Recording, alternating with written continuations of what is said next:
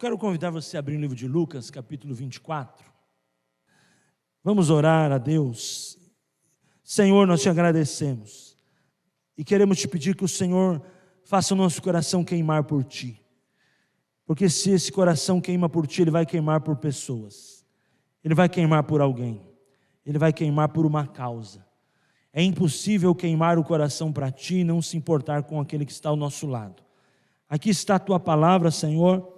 Eu peço que o Teu Espírito revele a Tua vontade, fale o querer do Senhor ao nosso coração e ministre o nosso espírito nesta noite. Nós te agradecemos em nome de Jesus, que toda distração, cansaço seja tirado do nosso meio, nosso coração esteja pronto para ouvir a Tua palavra, em nome de Jesus, amém. Aqui no versículo 36, eu gostaria de meditar com você sobre o tema quem Ele é. Quem Jesus é? É uma grande pergunta que nós não vamos conseguir ter respostas em meia hora, 40 minutos de ministração. Mas eu gostaria que você e eu pudéssemos pensar diante dessa mesa da ceia, o que Ele representa para nós. A grandeza, o poder, a majestade, a pessoa de Jesus, quem Ele é. Você pode pensar, e quando eu solto essa pergunta, quem Ele é para você, tenho certeza que dentro de nós está sendo gerada inúmeras respostas, que talvez a gente não vai fechar essa conta, não vai conseguir responder, de tantos nomes e pronomes que nós poderíamos dar a Jesus, né? Mas é muito importante nós pensarmos, diante do contexto aqui, que os discípulos estavam no caminho de Emaús, quem Jesus era para eles. É muito importante a gente pensar que Jesus sempre vai ser o que a gente precisa. Pense nisso. Jesus nem sempre vai ser o que a gente quer. Nem sempre Ele vai dar as respostas que a gente quer. Mas sempre Jesus vai ser o que a gente precisa. É interessante isso. Talvez você possa ler nesse texto comigo hoje à noite algumas coisas e você talvez não vai encontrar a resposta que você deu, ou que eu mesmo dei a respeito de Jesus. Mas nesse contexto aqui, eu vejo que Jesus revela a seus discípulos, dando para eles o que eles precisavam para aquele momento. E eu entendo nesse texto, eu estava lendo bastante esse texto esses dias, o quanto Jesus é intencional naquilo que faz. O quanto Jesus dá respostas, direções estratégicas para pessoas.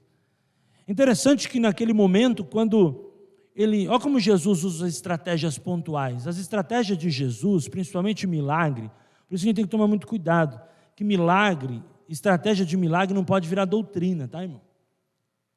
Então, por exemplo, tem histórias que Jesus diz assim, olha, esse milagre que você recebeu, não conta para ninguém. Teve outros milagres que Jesus falou, conta para todo mundo. Aí tem gente que usa disso de doutrina. Milagre não pode contar para ninguém, porque Jesus falou, mas milagre não pode virar doutrina. Doutrina é fé, doutrina é base cristã, milagre não é doutrina. Se você está ouvindo alguém usar artifícios de milagre para usar doutrina, isso é heresia. Tem momentos que Jesus respeita e fala assim, eu vou na sua casa. Tem outros que Jesus falou, eu não vou na sua casa. Aí tem gente que fala, não, Jesus foi na casa. Não, Jesus foi na casa de uns, outros ele enviou a palavra. Então a gente tem que entender muito que sempre Jesus vai ser o que a gente precisa. Para Jairo, ele precisava ir na casa. Mas para aquela mulher, aquele servo do centurião de Cafarnaum, ele precisava enviar uma palavra. E trazendo essa explicação, eu queria que você pudesse pensar muito claramente. E seja bem sincero com você, como eu tenho sido comigo, ao meditar nessa palavra. O que eu entendo que eu preciso de Jesus? Pense nisso. Quem Ele é para você?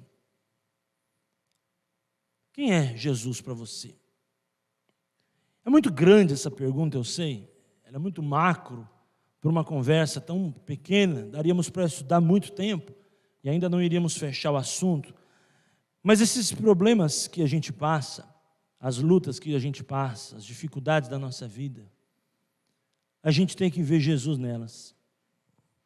Em todas as dificuldades, a gente tem que ver Jesus nelas. Porque tem pessoas que muitas vezes até demonizam uma tribulação e divinizam um tempo de bonança. Tempo de bonança é porque Jesus está lá. Tempo de tribulação é o diabo que está lá. Nem sempre. Porque se nós cremos que Ele é o Emanuel, Ele é o Deus conosco, Ele está conosco tanto no tempo da bonança, tanto no tempo da tribulação. É óbvio que muitas vezes nós demos brecha e legalidade, o diabo entrou, teve lugar, e nós estamos debaixo de uma maldição por uma escolha errada. Isso é fato. Todos nós já caímos numa dessa. Ou talvez alguns possam até estar numa dessa. Mas isso não representa a ausência de Jesus.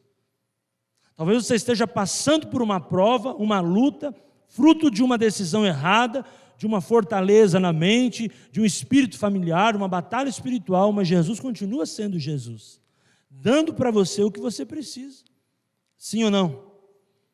E diz aqui, versículo 36, falavam eles ainda essas coisas, quando Jesus apareceu no meio deles e lhe disse que a paz esteja com vocês. Olha o começo do texto, irmãos, eu penso que todos nós precisamos disso de Jesus. Que Ele entre na nossa vida, que Ele seja o príncipe da paz. Você crê assim? Onde Jesus chega, antes de qualquer coisa, Ele traz paz. Receba essa paz esse mês, receba essa paz no dia de hoje, receba essa paz que você e a tua família precisam. Ele chega no meio deles e diz que a paz esteja com vocês. Interessante isso. Sempre a paz, para nós, irmãos, ela não é um sentimento, a paz é uma pessoa, né? Nós temos a paz que é Jesus, é o príncipe da paz. E ele entra naquele momento onde os discípulos estavam preocupados, com medo, e ele fala, a paz esteja com vocês. Talvez esse mês, agora você tenha pensado nesse período, nesse mês, esse começo de mês, essa semana, ou a semana que vai vir agora, o que vai ser de mim? Eu tenho um monte de responsabilidade, um monte de coisa para resolver, mas Jesus está falando com você agora, hoje, que a paz esteja com você. Talvez você entrou por aquela porta buscando uma direção de Deus e Jesus está falando, eu sou o príncipe da paz, eu estou com você, a minha paz eu te dou, que a paz esteja com você. Eles, porém, ficaram assustados e com medo, pensando que estavam vendo um espírito. Mas ele lhes disse, porque vocês estão assustados e porque surgem dúvidas no coração de vocês. Interessante isso, né? Por que surgem dúvidas nos nossos corações, irmãos? Jesus ele era muito intencional, já falei isso, e muito pontual no que fazia. Jesus sabia que o coração deles não estava bem. Primeiro Jesus fala assim, eu estou deixando a paz para vocês. E depois Jesus estava examinando o coração deles. Por isso nós temos que deixar Deus, por intermédio do Espírito Santo hoje à noite, diante dessa mesa, tratar o nosso coração. Como está o meu coração? Eu posso enganar qualquer pessoa, mas o Senhor eu não escondo. Como está o meu e você o teu coração? Como está seu coração? Jesus chegou e falou para eles, olha, eu estou deixando a paz, vocês estão em paz, que a paz esteja no meio de vocês. Mas eu vejo que o coração de vocês não está bem, vocês estão pensando coisas que não devem, vocês estão num momento difícil. E eu te pergunto, você não precisa responder para mim, como está o seu coração? A palavra de Deus diz que Ele é aquele que sonda mentes e corações. O meu coração, o teu coração tem que estar entregue nas mãos do Senhor. Porque os pensamentos, eles vão subir de acordo com como está o coração. Os pensamentos vão refletir o que está aqui. Como que está o teu coração? A palavra coração, ela tem tudo a ver com a vida espiritual, o ponto central da vida espiritual. Se você vai estudar a palavra coração, ela tem tudo a ver com a palavra emoção, tem tudo a ver com o coração no sentido de um órgão do corpo, mas a maioria da Bíblia está falando do coração como a base da vida espiritual. Entende isso? A Bíblia pode falar sobre o coração falando de emoções, a Bíblia vai falar de corações falando de um órgão do corpo também, mas a Bíblia vai falar, na maioria das vezes, quando ela fala coração, ela está falando da base da vida espiritual. E Jesus, quando ele entra aqui, ele estava falando disso, como que está a vida espiritual de vocês, como vocês estão. Eu vejo que vocês estão com medo, assustados, vocês estão preocupados, está tendo dúvidas no coração de vocês. E uma das coisas, irmãos, que o medo usa para entrar no nosso coração é quando há dúvida. Porque a dúvida, ela é uma coisa muito saudável, se logo ela é respondida. Porque é bom ter dúvida, viu, irmão? Mas o que a gente não pode é viver em dúvida. Aquela pessoa que não tem dúvida de nada é um perigo. É aquela pessoa que não tem freio, a dúvida é um freio. Como Josafá, a palavra diz que ele teve um medo bom. E o medo bom levou ele para Deus, para orar, para pôr o joelho no chão. Então eu entendo que nesse momento Jesus estava dizendo, por que vocês estão com dúvidas, plural, no coração de vocês? Amados, Jesus sempre vai entrar para solucionar. Eu não sei o que você está com dúvida. Talvez você veio hoje à noite aqui, vou porque é ceia. Não, você veio para ter um encontro com Jesus, e Ele vai te solucionar e trazer respostas do seu coração. Porque o seu coração não pode estar mais em dúvida. Agora tem um momento que a dúvida ela se torna perigosa. Naquele momento de Elias, quando eles falaram, até quando cocheareis entre dois pensamentos, se vocês vão adorar a Deus ou vão adorar Baal? Ali era um perigo. Tem momentos, irmão, que a dúvida, ela nos coloca na marca do pênalti. E a gente só tem duas opções. Ou a gente chuta para o gol e ganha o jogo, ou a gente bate para fora e perde o jogo. Naquele momento, Elias estava se levantando, e levantando o povo de Deus a pensar. E principalmente o povo de Baal a entender que ele tinha uma resposta, que aquele povo de Baal não tinha. Os 450 profetas não tinham. Por isso que naquele momento, Deus deu uma palavra. Por quê? Porque Deus trabalhou com a dúvida deles, para trazer fé para Elias, mas para trazer confusão no arraial do inimigo. O problema é que muitas vezes as dúvidas que a gente carrega, ao invés de a gente estar trazendo elas para Deus trazer soluções, o diabo está usando as dúvidas para nos matar espiritualmente. Me faço entender? Porque da mesma forma que Deus pode usar uma dúvida que você tem para te responder, te trazer paz e te direcionar, o diabo pode usar essa dúvida que você tem e arrebentar com você. O diabo pode usar essa dúvida que você tem e ele falar para você, deixa que eu bato esse pênalti aí. Eu vou resolver sobre a tua vida. Porque naquele momento a pergunta era pontual. Até quando vocês vão ficar cocheando entre dois pensamentos? Gente, nós estamos vivendo um tempo que não dá para ficar pensando que tipo de fé eu vou ter. Nós temos que ter uma fé em Jesus. Ele é o autor e consumador da nossa fé. E é nele que nós vamos encontrar respostas para o nosso coração hoje à noite. E vamos entender que as dúvidas precisam sair da nossa vida. Ou as dúvidas vão produzir uma ação de crescimento, ou as dúvidas elas vão ser confrontadas pelo poder do nome de Jesus, e no sangue de Jesus toda maldição vai cair por terra, e nós vamos ter vitória, e Deus vai nos honrar. Porque o espírito de dúvida é um negócio complicado. Quando entra um espírito de dúvida, um espírito de incerteza, um espírito de insegurança, ou até o medo, como eu falei, a dúvida é uma porta para o medo. E aí as coisas começam a discorrer negativamente na vida de alguém, no coração de alguém, por causa desse medo. E é muito interessante você trazer tudo isso na sua vida para Jesus. Apresentar o Senhor, colocar na mesa, Coloca na mesa de Jesus. Jesus está sentado na mesa com você, te perguntando quem eu sou para você, o que você precisa de mim.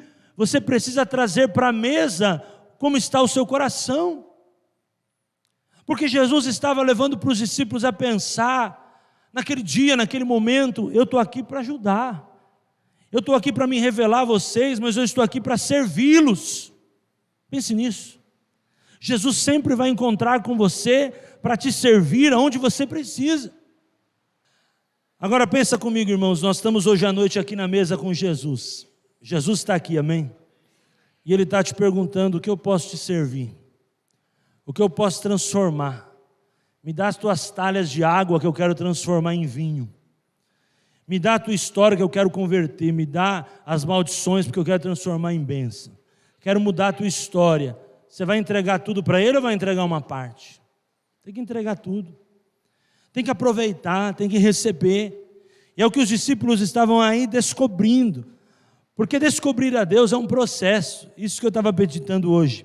Descobrir a Deus é um processo, uma evolução.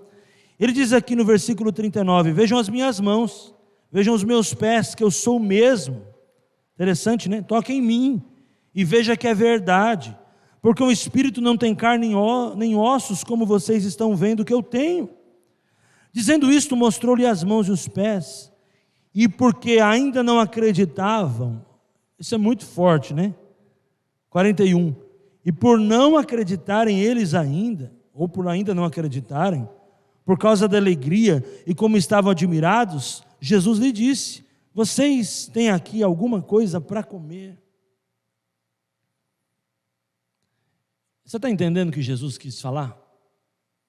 Jesus falou assim, eu comecei de cima, vocês não estão entendendo? Eu vou baixar o nível, até que vocês entendam que eu sou Deus na vida de vocês.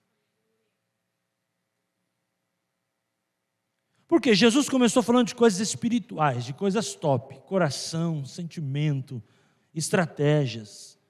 Os caras não entenderam. Jesus falou assim, eu vou falar do bucho, porque se eu falar do estômago eles vão entender. Principalmente crente, né, irmão? Crente não pode beber, não pode fumar, não pode prostituir, não pode fazer nada. O que sobrou para o crente? Vivando o grill. O que eu entendo, irmão? Jesus sempre vai ser para você, na medida que você possa entender quem Ele é. Se você for espiritual, Deus vai te dar um banquete espiritual. Se você for alguém estratégico, Deus vai te dar um banquete estratégico. Porque se você começar a me entender assim, eu vou me revelar assim para você.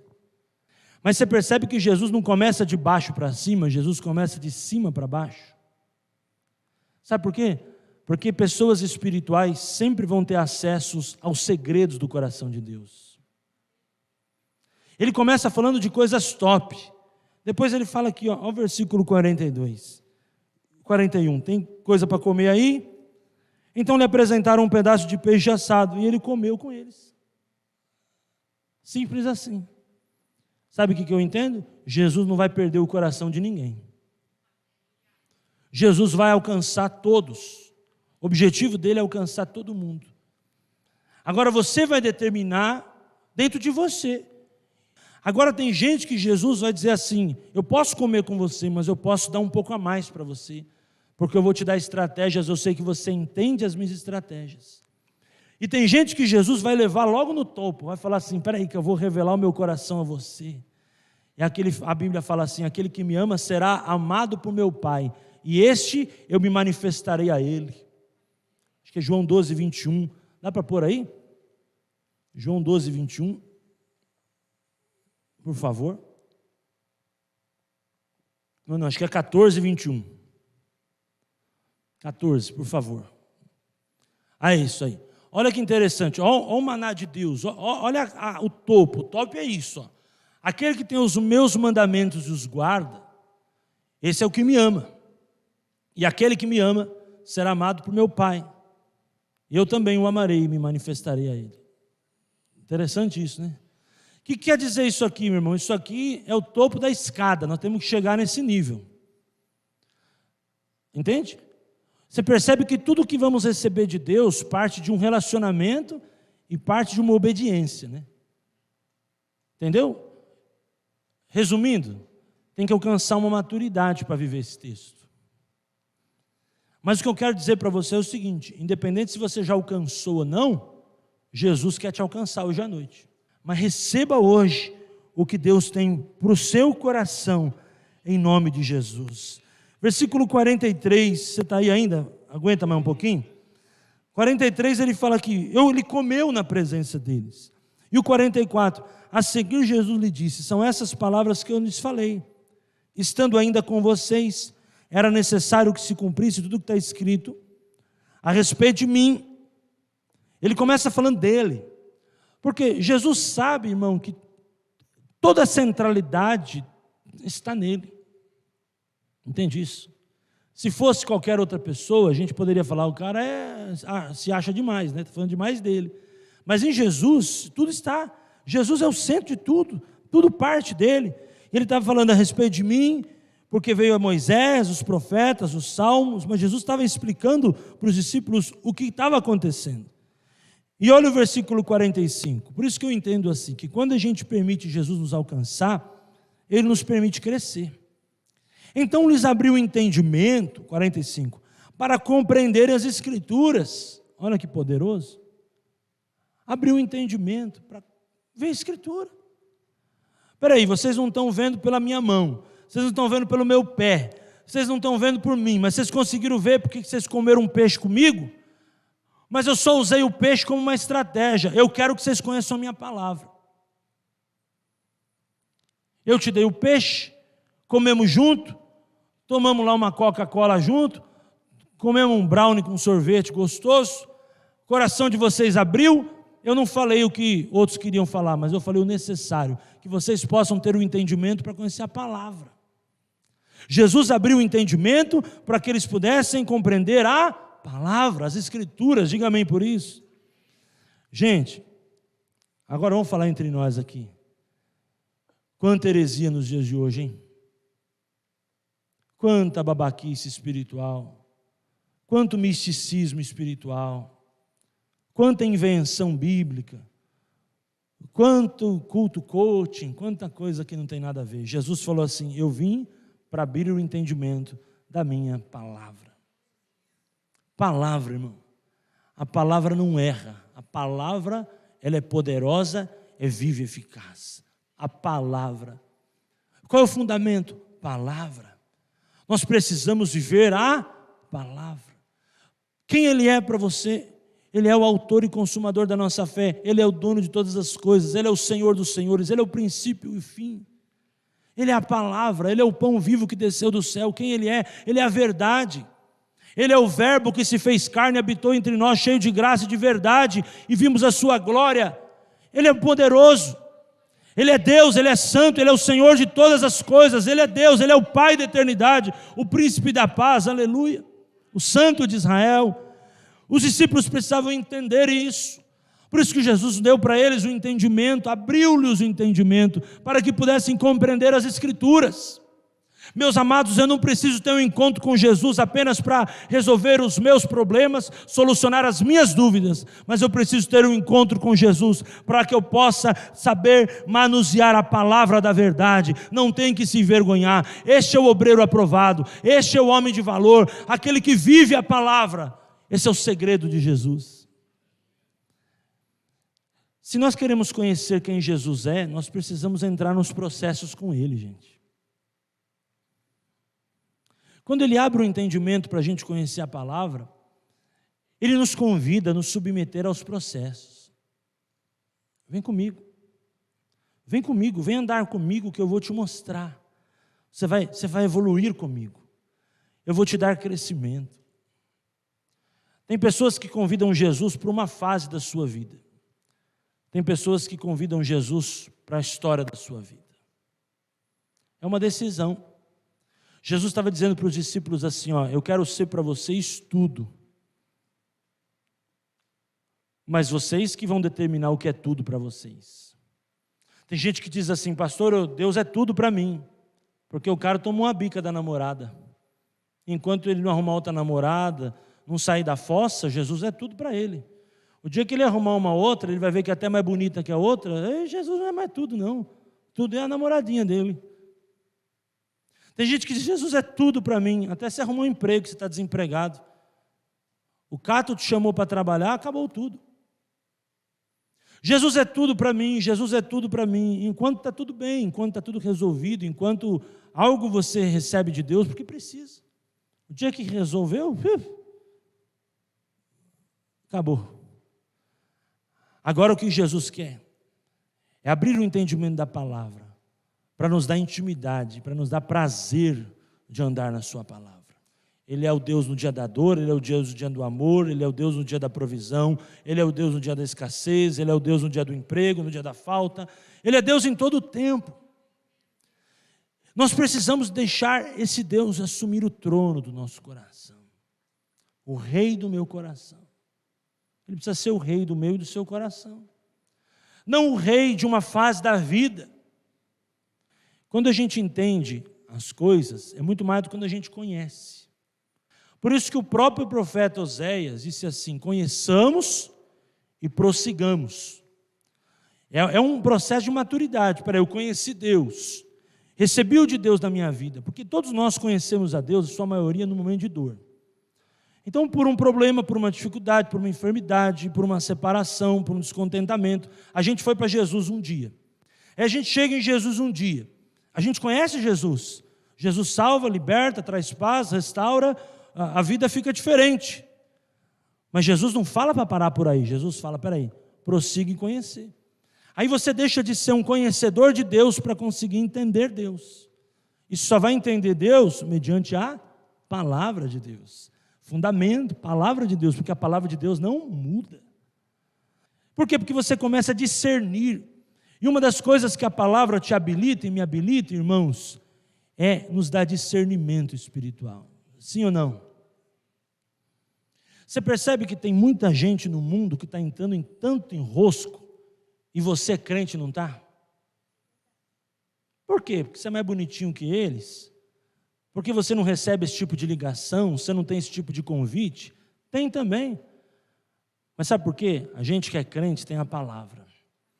E crente que tem a palavra tem discernimento. Não é qualquer coisa que você acredita. Não é porque você fica chato. Tem gente que fala, mas você ficou crente, você ficou chato. Antigamente você fazia uns negócios lá, tudo que falava você ia, você não vai mais. Entende que a gente não ficou chato, mas a gente ficou seleto.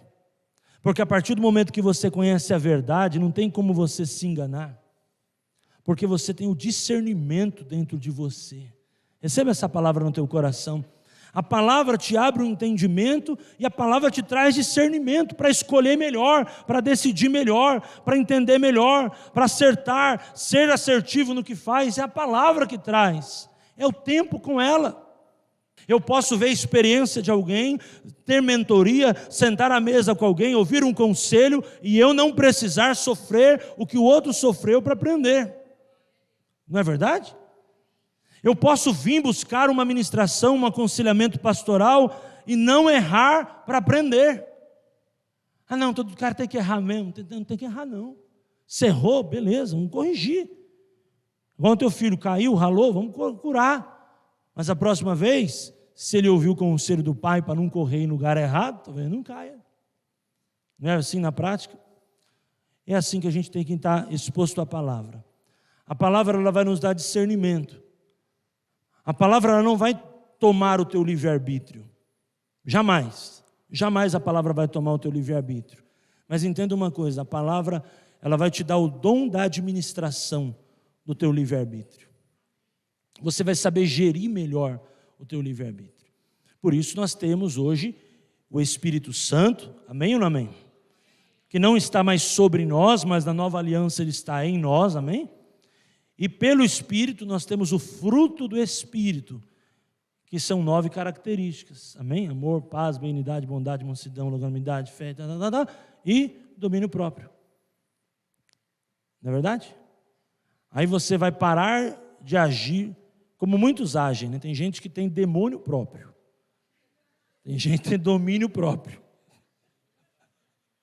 Tem que mudar esse jogo aí na sua vida. Tem que ter domínio próprio. É fácil? Não é fácil. Tem hora que não dá vontade, tem hora que não dá nervoso, dá ira, lógico que dá. Mas espera aí, antes eu tinha um demônio que me usava e eu ficava irado, e agora eu tenho um domínio. É domínio. Chupa uma valda que desce. Limpa, gengibre nele. Um chá de gengibre ajuda o domínio próprio. Não é verdade? Nós estamos num tempo de muita evolução de coisa errada. E pasmem, muita coisa vai aumentar. A evolução do cristianismo, mas também a evolução da marca da besta. Você acha que não vai acontecer isso? Tem gente que acha que esse discurso que Jesus está voltando é conversa, não é realidade. Jesus está voltando, mas o discernimento vai te sustentar dentro da palavra de Deus, amém? Ele diz assim, então abriu o entendimento para compreender as Escrituras e disse, assim está escrito que o Cristo tinha de sofrer, ressuscitar dentre os mortos no terceiro dia, e que em seu nome se pregasse arrependimento para a remissão de pecados a todas as nações, começando em Jerusalém. Vocês são testemunhas dessas coisas. O que Jesus está falando para eles aqui? Poxa vida, não compensa vocês estarem em dúvida. Deixa eu ser a resposta que vocês precisam, porque quando o coração de vocês estiver tratado, vocês vão tratar outros corações. Ele diz assim, vocês são testemunha dessas coisas. O que é testemunha? Aquele que viu, aquele que pode contar com propriedade de algo que viu, não é assim? Algo que provou. Eu sou testemunha, eu vi, não me contaram não, eu vi a palavra, eu vi o evangelho, eu vi o que Deus fez na minha vida e vai fazer na tua também. Isso é poderoso, essa é a pregação do evangelho, de transformação, do arrependimento, remissão de pecados, a transformação de vidas, Jesus sendo pregado a todas as nações e dizendo para eles, 48, vocês são testemunha dessas coisas. Que poderoso! Jesus ali falou para eles que daria a eles o Espírito Santo, que deixaria para nós, igreja, o Espírito Santo, e quando recebermos o poder do Espírito, Atos 1:8, nós iríamos pregar o Evangelho e iríamos ser testemunhas. A palavra testemunha é uma palavra muito legal, porque é uma palavra que nos dá autoridade para contar o que Jesus é e o que Jesus fez. Você é testemunha da graça de Deus, e muitos vão se converter por causa da sua vida, sua história, porque Jesus através de você vai ser tremendo em muitas pessoas. Mas a palavra testemunho, dentro dela tem a palavra teste. Pense nisso. Só pode ser testemunho aquele que é aprovado no teste. Começamos as aulas agora, os anos letivos, até oriento você a ungir os seus filhos, orar por eles, enviando para a escola. Orando pela mente, pedindo a Deus uma sabedoria especial nesse ano letivo. Mas pensando no ano universitário, tem muita gente que está entrando agora numa faculdade, porque passou por um processo chamado vestibular. A vida da gente tem os seus vestibulares, sabia? A gente está passando por vestibular o tempo inteiro. Vestibular são testes, para ver se você está habilitado a dar testemunho. Vestibular são testes, para ver se você está preparado para algo maior. Você vê que Jesus começou falando com os discípulos de coisas grandes, chega para alcançar aqueles através da peixada, depois sobe o nível de novo, falando de coisas espirituais. Por quê? Porque o desejo de Jesus é alcançar todos, mas é não manter você do jeito que você está, é levar o teu nível, é fazer você subir. Entende isso? Por isso que muitas vezes é necessário os testes, porque os testes são oportunidades de treinamento para nós, onde a gente cresce. A evolução é uma tarefa do cristianismo, viu, irmãos? A vida cristã não é uma vida estagnada, não. O evangelho não é um trabalho de manutenção, não, viu, irmão? O evangelho é um trabalho de transformação, de evolução. Tem pessoas que pensam, eu vou para Jesus para manter. Não, irmão, Jesus não é previdência privada. Jesus não está lá para manter nada. Jesus não é INSS. Jesus é para transformar, é para evoluir, é para crescer, é para ser melhor. É para ser melhor, é para ter um entendimento, é para abrir as escrituras. Você pode até começar com a mente ali, mas Ele vai transformar a tua mente. O objetivo de Deus é te estimular o crescimento. Esse crescimento. Tira o nanismo espiritual em nome de Jesus. E vamos crescer, vamos evoluir, vamos avançar. Porque tem muita coisa para Deus fazer na sua vida em nome de Jesus. Versículo 49, a gente termina aqui. Eis que envio, olha o apostólico aqui. Eis que envio sobre vocês a promessa de meu Pai. Interessante, né? Jesus falou também, Ele é Pai de vocês. Eu estou estendendo isso sobre vocês. Ele é Pai de vocês. Jesus é Pai, irmão. Jesus é Pai. Você pode dizer Abba Pai hoje à noite? Jesus é Pai. Jesus é Pai. Entende isso? Vamos entender isso. Nós somos servos de Jesus, amém? Mas sobretudo nós somos filhos. E o único lugar que você pode usar a herança com o Pai vivo é na palavra. São heranças espirituais. O Pai está vivo. E a palavra chegou até nós, porque o Filho morreu e ressuscitou e ativou a promessa sobre nós. Mas o Pai não morreu, o Pai sempre esteve vivo. O Pai libera heranças espirituais. É herança com o Pai vivo. Entende isso? Que coisa tremenda. A herança espiritual são heranças benditas. É interessante que ele diz aqui, eis que envio sobre vocês. Ele não estava dizendo só sobre alguns, sobre todos os discípulos ali.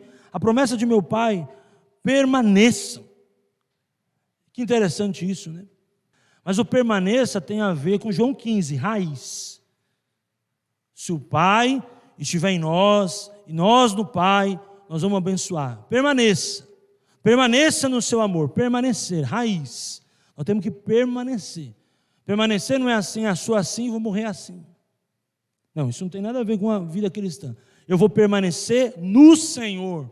Eu vou estar firme no Senhor. Eu vou permanecer no Senhor. Que tremendo. Pois na cidade, ele está falando ali sobre Jerusalém, lugar de autoridade, lugar de ativação, até que vocês sejam revestidos do poder que vem do alto. Quem é Jesus para você? Jesus pode ser uma autoajuda, mas aqui está falando que Ele é a ajuda do alto. Você decide o que Ele vai ser para você. Você pode receber essa palavra como uma autoajuda, ou você pode receber essa palavra como uma ajuda do alto. Eu deixo essa semente no seu coração hoje à noite, e que a palavra do Senhor possa prosperar em nós e produzir vida. Produzir vida. A palavra de Deus diz que nela está o Espírito e a vida. Deus, através de Jesus, se apresenta a você e te entrega aquilo que você precisa. Jesus, Ele te entrega. Deixa Jesus te entregar. Deixa Jesus se revelar. Você está numa igreja de ensino. Quem ensina se importa. Se importa com quem vai ser ensinado, mas sobretudo o que será ensinado. Essa é uma palavra de ensino. O Senhor está nos ensinando. Esse ministério foi levantado para ensinar. Você está aprendendo. Eu também estou. E como é gostoso a gente poder aprender.